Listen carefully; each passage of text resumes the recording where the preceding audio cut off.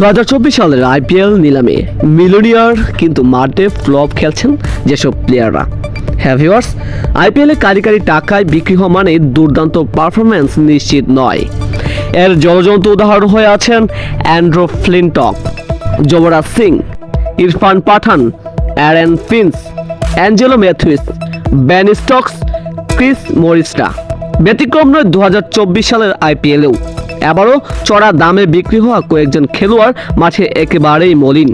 টাকার মূল্য বুঝতে না পারা সেসব খেলোয়াড়কে নিয়ে সামাজিক যোগাযোগ মাধ্যমে অনেক রসিকতাও চলছে। নিলামে মিলিয়নিয়ার হয়েও মাঠে ফ্লপ। এবারে আইপিএলে এমন কজন খেলোয়াড়কে নিয়েই আমাদের এই আয়োজন।